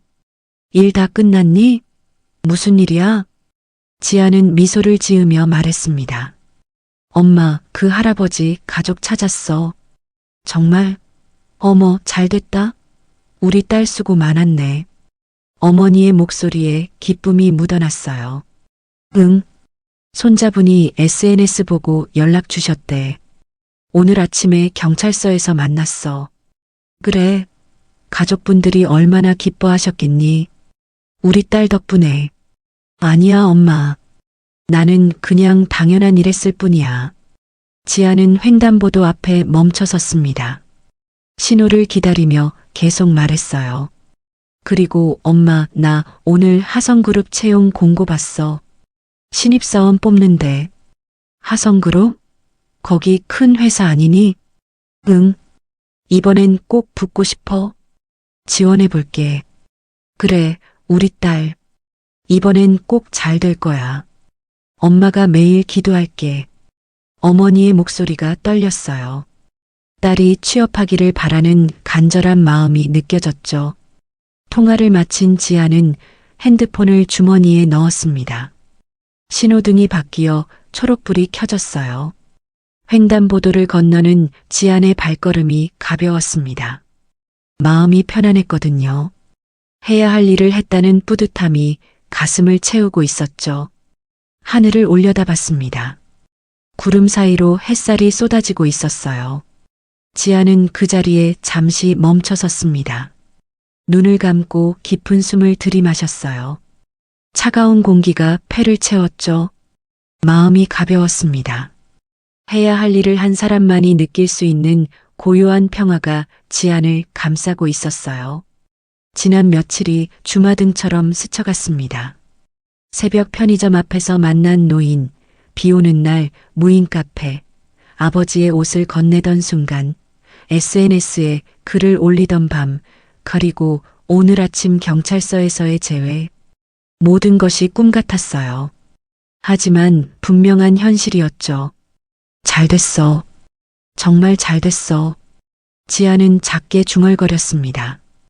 다시 걸음을 옮겼어요. 지하철역으로 향하는 발걸음이었죠.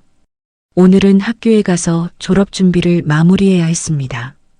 그리고 저녁엔 편의점 알바가 있었어요. 여전히 바쁜 일상이었죠. 하지만 지안의 마음속엔 작은 희망이 싹트고 있었습니다. 하성그룹 채용 공고를 보고 지원서를 쓸 거예요. 이번엔 꼭 좋은 결과가 있을 것 같았죠. 지하철역 입구에 도착한 지안은 계단을 내려갔습니다. 익숙한 지하철 냄새가 코를 스쳤어요. 개찰구를 지나 플랫폼으로 향했습니다. 전광판을 보니 2분 후에 열차가 도착한다고 나와 있었어요. 지아는 벤치에 앉았습니다. 며칠 전 이곳 지상에서 노인을 처음 만났었죠. 그때 그 벤치는 여기서 그리 멀지 않은 곳이었어요. 할아버지, 이제 가족분들이랑 행복하게 사시길. 지아는 속으로 기도했습니다. 열차가 들어왔습니다. 문이 열리고 사람들이 쏟아져 나왔어요. 지아는 자리에서 일어나 열차에 올라탔죠. 창가 자리에 앉은 지아는 핸드폰을 꺼냈습니다. SNS를 열어 자신이 올렸던 게시글을 확인했어요. 댓글들이 수백 개 달려 있었습니다. 대부분 걱정과 응원의 메시지였어요. 지아는 하나하나 댓글을 읽으며 미소를 지었습니다. 그리고 짧은 글을 추가로 올렸어요. 가족분들을 찾으셨습니다. 관심 가져주시고 공유해주신 모든 분들께 감사드립니다. 업로드 버튼을 누르자 곧바로 좋아요와 댓글이 달리기 시작했어요. 지아는 핸드폰을 내려놓고 창밖을 바라봤습니다. 터널을 지나고 있었어요. 어둠 속을 달리는 열차 안에서 지아는 생각했습니다. 이번 일을 계기로 무언가 달라질까요? 아니면 다시 일상으로 돌아갈까요? 알 수 없었습니다. 하지만 한 가지는 확실했어요. 지아는 이 경험을 통해 더 단단해졌다는 것이요. 누군가를 돕는다는 건 이런 거였어요. 거창한 일이 아니었죠. 그저 눈앞에 어려운 사람에게 손을 내미는 것. 그것만으로도 세상은 조금씩 따뜻해질 수 있었습니다. 지아는 작게 미소 지었습니다. 오늘부터 또 다른 하루가 시작될 거예요. 하지만 이제 지안의 마음속엔 따뜻한 기억이 하나 더 생겼습니다. 그것으로 충분했어요. 열차는 계속 달렸고 지안은 새로운 내일을 향해 나아가고 있었습니다. 일주일이 지났습니다. 지안은 원룸 침대에 앉아 노트북 화면을 바라보고 있었어요. 하성그룹 채용 홈페이지였죠. 마우스를 움직여 지원서 제출 버튼을 클릭했습니다. 제발 이번엔 좋은 결과가 있기를. 지아는 작게 중얼거렸어요. 벌써 몇 번째 지원인지 세기도 힘들었습니다. 하지만 포기할 수는 없었죠. 사흘 후 핸드폰이 울렸습니다. 지아는 편의점에서 알바 중이었어요. 급하게 핸드폰을 확인했죠. 하성그룹 인사팀입니다. 서류 전형에 합격하셨습니다. 최종 면접 일정을 안내드립니다. 지안의 손이 떨렸습니다. 합격이라니. 최종 면접까지 왔다니. 정말?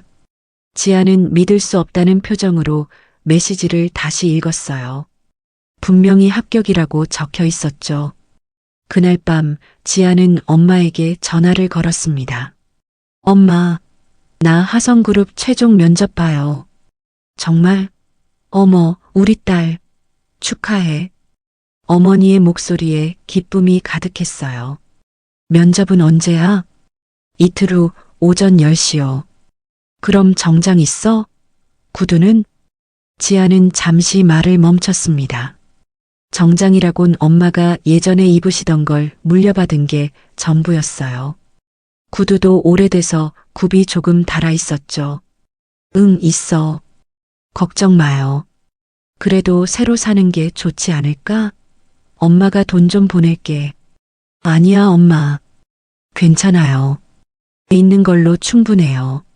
지아는 어머니가 걱정하실까봐 일부러 밝게 말했습니다. 면접 전날 밤 지아는 옷장에서 정장을 꺼냈어요. 검은색 정장이었습니다. 엄마가 10년 전쯤 입으시던 거였죠. 다림질을 했습니다. 조심스럽게 주름을 펴냈어요. 구두도 깨끗이 닦았죠. 낡았지만 최선을 다해 관리했습니다. 거울 앞에 서서 정장을 입어봤어요. 조금 헐렁했지만 그럭저럭 괜찮아 보였습니다. 할 수 있어. 나는 할 수 있어. 지아는 거울 속 자신에게 말했습니다. 면접 당일 아침 지아는 일찍 일어났어요. 새벽 6시였죠. 샤워를 하고 머리를 단정하게 묶었습니다. 화장은 최소한으로만 했어요.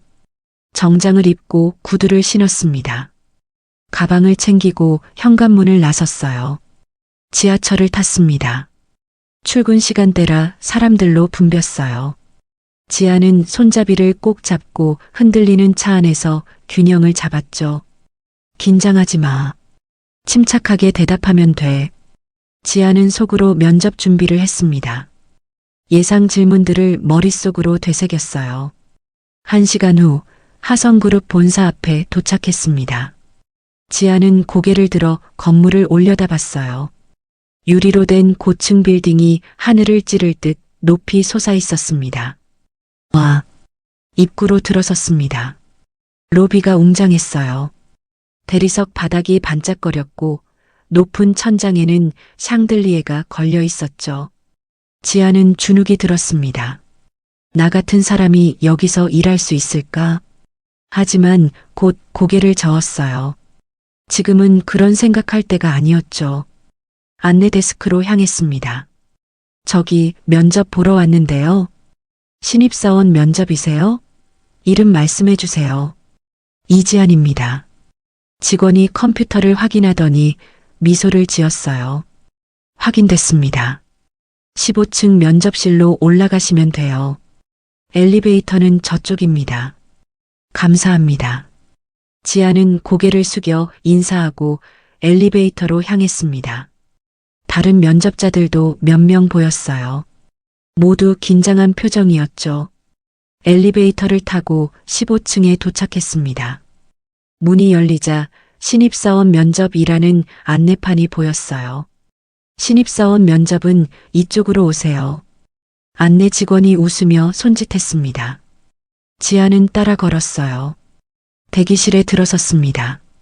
의자가 여러 개 놓여 있었고 이미 몇 명이 앉아서 기다리고 있었어요. 지안도 빈자리에 앉았죠. 손이 떨렸습니다. 무릎 위에 올린 손을 꼭 쥐었어요. 괜찮아. 잘할 수 있어. 시간이 흘렀습니다. 한 명씩 이름이 불리며 면접실로 들어갔어요. 나올 때마다 표정이 제각각이었죠. 어떤 사람은 밝게 웃었고 어떤 사람은 고개를 떨구고 있었습니다. 이지안님, 드디어 지안의 이름이 불렸습니다. 지안은 자리에서 일어났어요. 깊은 숨을 들이마셨죠. 이쪽으로 오세요. 직원의 안내를 받아 복도를 걸었습니다. 면접실 문 앞에 섰어요. 들어가세요. 감사합니다.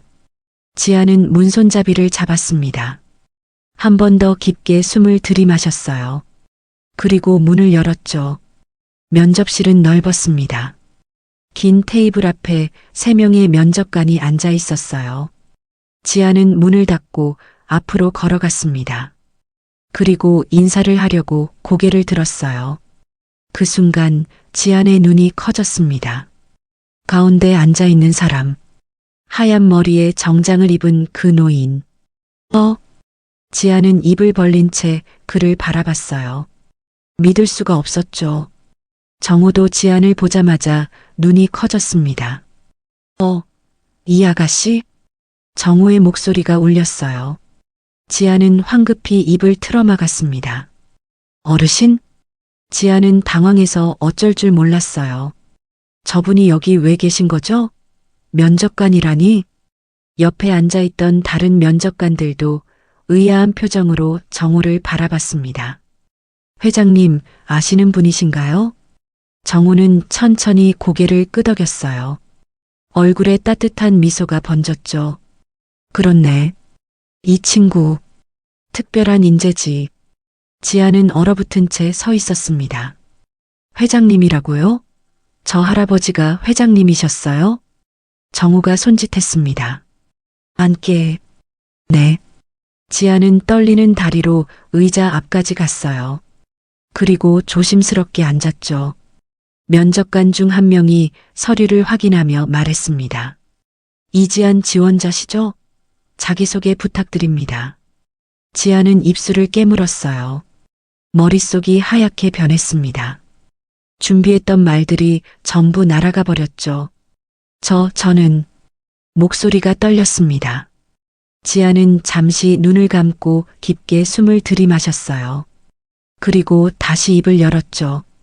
저는 이지안입니다. 2월에 대학교를 졸업 예정이고 천천히 또박또박 말했습니다. 정호는 미소를 지으며 지안을 바라보고 있었어요. 면접은 계속 이어졌습니다. 질문이 쏟아졌고 지안은 최선을 다해 대답했어요. 처음엔 떨렸지만 점차 안정을 찾아갔죠. 마지막으로 우리 회사에 지원한 이유가 뭔가요? 지인은 잠시 생각했습니다. 그리고 진심을 담아 대답했어요. 사람을 소중히 여기는 회사라고 생각했습니다. 그리고 저도 누군가에게 도움이 되는 사람이 되고 싶습니다. 그 말에 정호의 눈빛이 부드러워졌어요. 면접이 끝났습니다. 지안은 자리에서 일어나 인사했어요. 감사합니다. 문을 향해 걸어가는데 정호가 말했습니다. 이런 인재는 놓치면 안 되지. 지안은 멈춰섰습니다. 뒤를 돌아봤어요. 정호가 따뜻하게 웃고 있었죠. 수고했네. 지안은 고개를 숙여 인사하고 면접실을 나왔습니다. 문을 닫는 순간 지안은 벽에 기댔어요. 다리에 힘이 풀렸죠. 회장님이셨어. 할아버지가. 믿을 수가 없었습니다. 새벽 지하철역에서 만났던 그분이, 도시락을 드렸던 그분이, 빨래를 해드렸던 그분이 대기업 회장님이셨다니. 지안은 천천히 엘리베이터로 향했습니다. 머릿속이 복잡했어요. 이게 무슨 일이지? 하지만 동시에 가슴 한구석이 따뜻해졌습니다. 할아버지가 건강해 보이셔서 다행이었어요. 엘리베이터를 타고 1층으로 내려왔습니다. 로비를 지나 밖으로 나왔어요. 햇살이 따스했습니다. 지안은 하늘을 올려다봤어요. 운명이란 게 정말 있나 봐. 지안은 작게 미소 지으며 발걸음을 옮겼습니다. 일주일 후 지안의 핸드폰에 문자가 왔습니다. 합격을 축하드립니다. 하성그룹 신입사원으로 선발되셨습니다. 지안은 문자를 보고 또 보았어요. 믿을 수가 없었죠. 손이 떨렸습니다. 엄마. 지안은 급하게 전화를 걸었어요. 지안아, 무슨 일이야? 엄마, 나 붙었어. 하성그룹에 합격했어. 정말? 어머, 우리 딸. 정말 축하해. 어머니의 목소리가 떨렸습니다. 기쁨과 안도가 섞인 목소리였어요.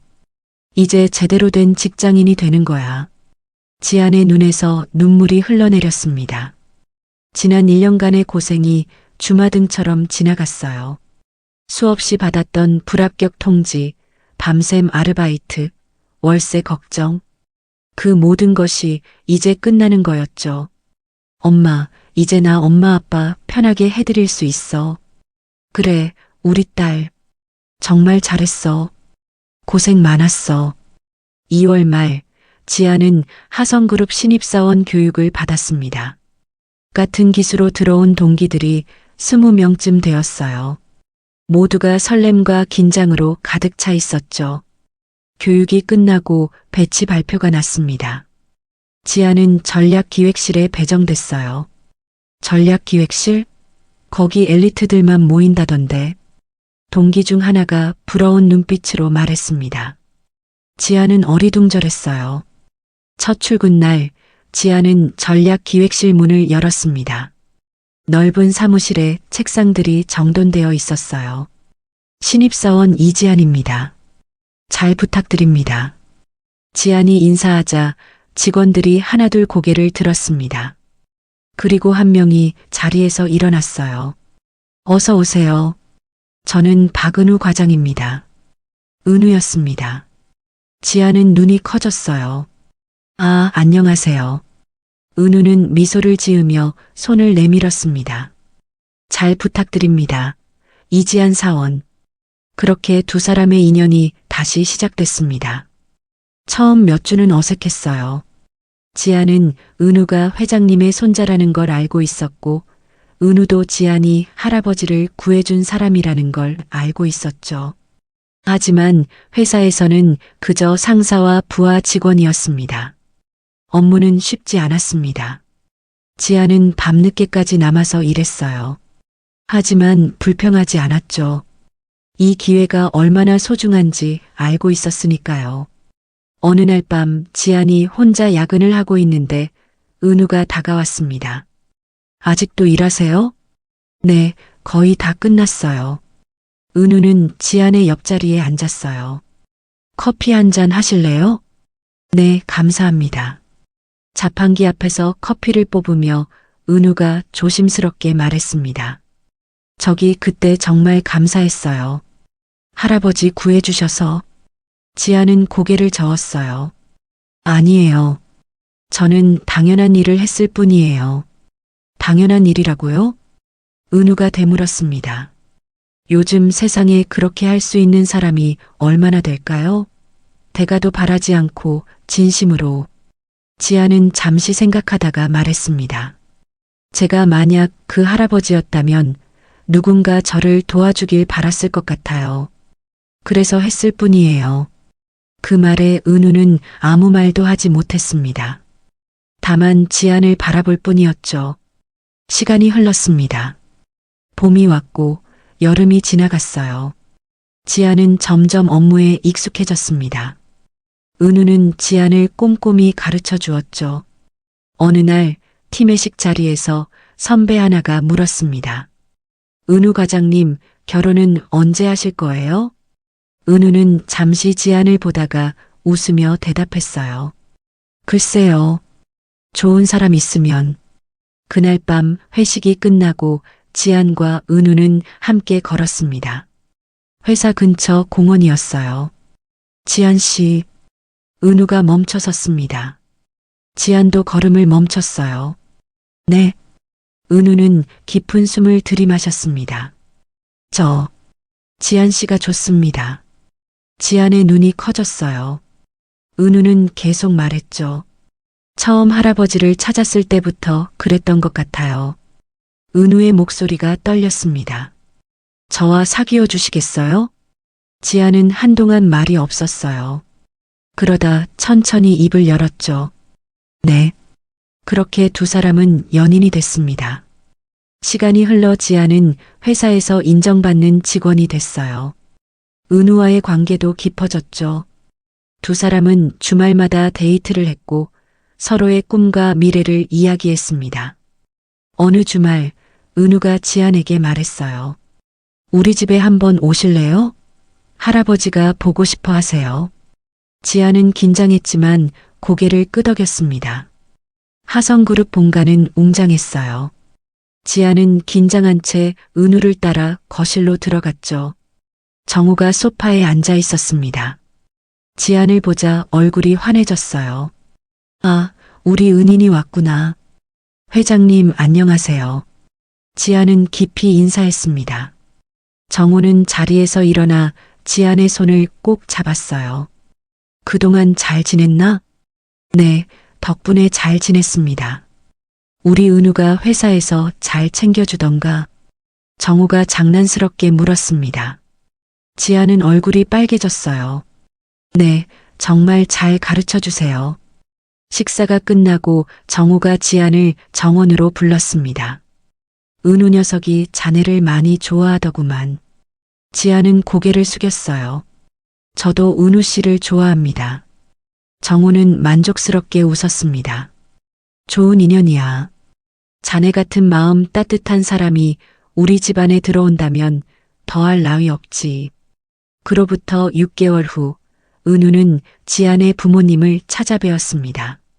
시골집은 소박했어요. 은우는 정중하게 인사했죠. 안녕하세요. 저는 박은우라고 합니다. 지안의 아버지는 아직 완전히 회복되지 않았지만 지팡이를 짚고 일어나 은우를 맞았어요. 어서 오게. 우리 딸 잘 부탁하네. 어머니는 은우를 보며 눈물을 흘렸습니다. 우리 딸이 좋은 사람을 만났네. 식사 자리에서 은우는 진심을 담아 말했습니다. 지안 씨를 정말 사랑합니다. 평생 행복하게 해드리겠습니다. 지안의 아버지는 고개를 끄덕였어요. 우리 딸이 고생이 많았네. 잘 부탁하네. 이듬해 봄 두 사람은 결혼식을 올렸습니다. 작은 예식장이었지만 따뜻함으로 가득했어요. 지안은 순백의 드레스를 입고 있었고 은우는 턱시도 차림이었죠. 정우는 가장 앞자리에 앉아 흐뭇하게 웃고 있었습니다. 옆에는 아들 부부가 함께였어요. 지안의 부모님도 자리에 계셨습니다. 어머니는 계속 눈물을 닦고 있었죠. 신부 입장하겠습니다. 음악이 흐르고 지안이 아버지의 팔에 기대어 걸어왔습니다. 아버지는 지팡이를 짚고 천천히 걸었어요. 딸의 손을 꼭 잡고 있었죠. 버질로드를 걷는 지안의 눈에서 눈물이 흘렀습니다. 지난 모든 순간들이 떠올랐어요. 편의점 알바, 불합격 통지, 새벽 지하철역에서 만난 할아버지, 그리고 지금 이 순간. 은우는 지안을 보며 환하게 웃고 있었습니다. 신랑 신부에게 평생 함께하겠다는 서약을 받겠습니다. 네. 두 사람은 서로를 바라보며 대답했어요. 박수가 터져 나왔습니다. 정우는 손수건으로 눈물을 닦았어요. 피로 연장해서 정우는 마이크를 잡았습니다. 오늘 이렇게 좋은 자리에 와주신 모든 분들께 감사드립니다. 정우의 목소리가 울렸어요. 저는 작년 겨울 기억을 잃고 거리를 헤맸습니다.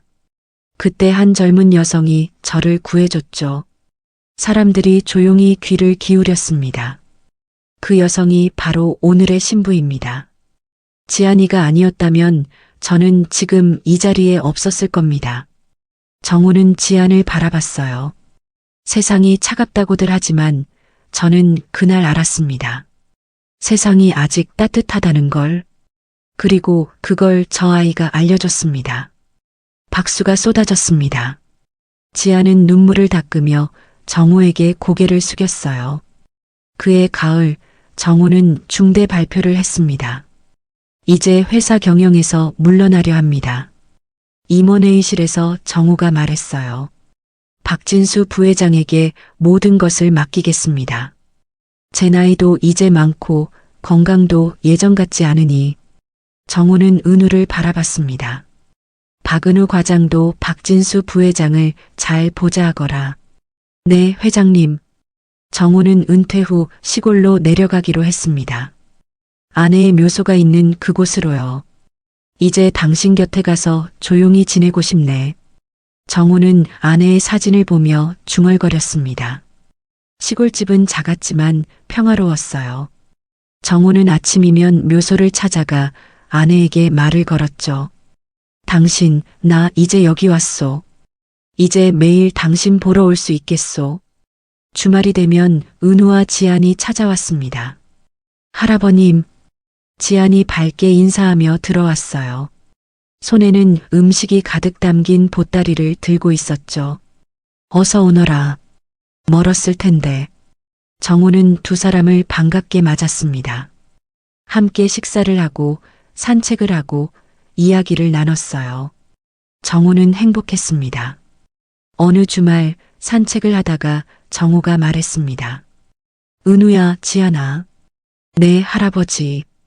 두 사람이 대답했어요. 정우는 묘소를 바라보며 말했죠.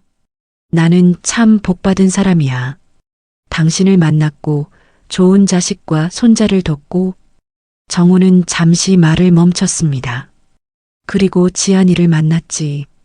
가장 힘들 때, 가장 외로울 때 자네가 나타나 구해줬어. 지안은 정우의 손을 꼭 잡았어요. 제가 할아버님께 감사드려야 해요. 할아버님 덕분에 은우 씨를 만났고 이렇게 행복해졌으니까요. 정우는 웃으며 두 사람을 바라봤습니다. 세상이 아직 따뜻하다는 걸 자네가 알려줬어. 사람이 사람을 구할 수 있다는 걸, 작은 선의가 얼마나 큰 기적을 만들 수 있는지. 해가 저물고 있었습니다. 세 사람은 나란히 서서 노을을 바라봤어요. 따뜻한 빛이 세상을 물들이고 있었죠. 그날 밤 지아는 핸드폰을 꺼내 예전 SNS 게시글을 다시 확인했습니다. 그 글 아래에는 수천 개의 댓글이 달려 있었어요. 지아는 천천히 스크롤을 내리며 읽었죠. 세상이 아직 살만하네요. 이런 따뜻한 이야기가 있어서 감사합니다. 당신 같은 사람이 있어서 세상이 따뜻합니다. 지아는 미소를 지으며 핸드폰을 내려놓았습니다. 창밖으로 별이 총총히 빛나고 있었어요. 은우가 다가와 지안의 어깨를 감쌌죠. 뭐 봐? 예전 일 생각하고 있었어요. 할아버지 만난 거? 네. 은우는 지안을 꼭 안았습니다. 당신을 만난 건 내 인생 최고의 행운이야. 지안도 은우를 안았어요. 저도 그래요. 두 사람은 창밖의 별을 바라봤습니다. 저 멀리 시골집에서도 정우는 같은 별을 보고 있었어요. 당신 보고 있소? 우리 은우가 정말 좋은 사람을 만났소. 마음 따뜻한 사람을. 정우는 하늘을 올려다보며 미소 지었습니다. 차가운 겨울밤, 새벽 지하철역에서 시작된 작은 선의. 그것이 한 사람의 목숨을 구했고, 한 가족을 되찾게 했고, 두 사람의 사랑으로 이어졌습니다. 세상은 때로 차갑지만 그 속에서도 따뜻함은 존재했어요. 그리고 그 따뜻함은 계속해서 이어져 가고 있었습니다. 오늘의 이야기가 당신의 마음에 작은 울림을 드렸다면 앞으로도 당신의 나날에 잔잔한 위로가 될 이야기들로 찾아뵐 수 있도록 구독과 좋아요를 눌러주세요. 그리고 사연의 주인공을 위한 따뜻한 말씀도 댓글로 부탁드립니다. 당신의 오늘을 늘 응원합니다. 인생 나날이었습니다.